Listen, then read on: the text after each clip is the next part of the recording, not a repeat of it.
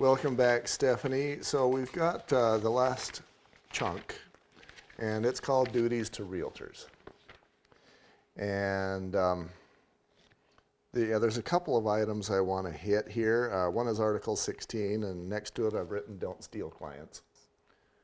And it says, Realtors shall not engage in any practice or take any action inconsistent with exclusive representation. Let's say that you've got a listing for this home here, and another agent decides to do a mass marketing for the entire street that I'm on, and maybe a quarter-mile radius. Is that stealing clients? No. No. You aren't targeting a listing.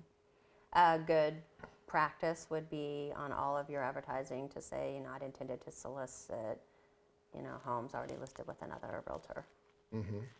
Easy enough. Easy enough. It sounds like communication. Yes. And another one that I've seen is there's a particular agent that I know who is really good at the expired listings thing. Sure. And I'm thinking, if you're in that game, probably the best way to do it is to contact the sellers just before their thing expires, like let's say 3 days. But they're still in contract. They're still in contract, and that information is not listed on the MLS unless they're working off a broker list that shows when it expires. I have actually had an agent call my clients and say, hey, your listing expired. Do you want to list? Your agent didn't get your house sold, yada, yada, yada. So my clients call me freaking out that the house is expired. And I said, your listing hasn't expired. Mm-hmm. Wasn't even due to expire for 3 weeks. Just someone trying to get a jump on it. That's got to be a breach of this section. Yes.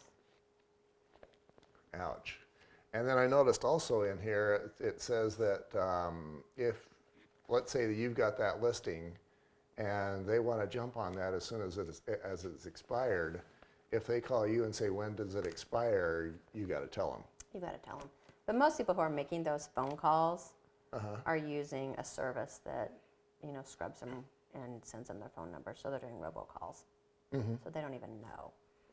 So those Robo Calls, does that qualify as stealing clients, or is that more of a general thing? That would be general because it scrubs them. It's looking for the properties that went expired the next day.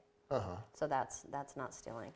But let's say you're walking down the street and a home is for sale, and the homeowner's outside, and you start talking to them, and you start telling them why you could sell that home better for them, how you know it so much better, that market, you sell more homes, that's interfering.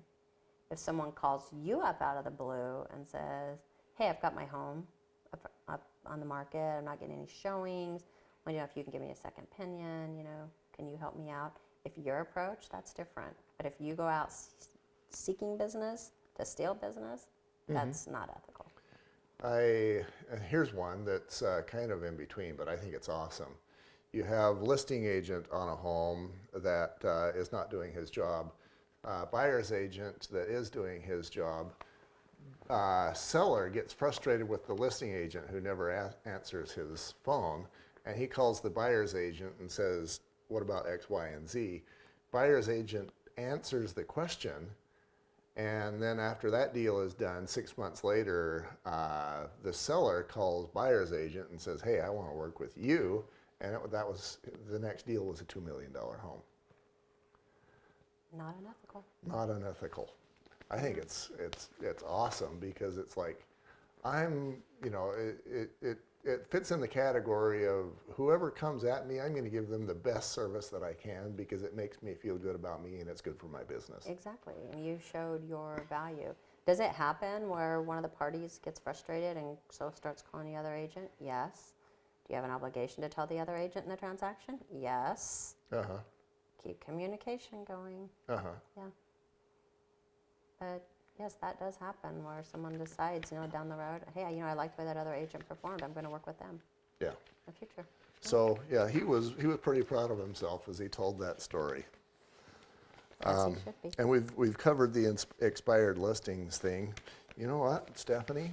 I think we've kicked that dead horse enough. Communicate. Disclose, communicate, yeah.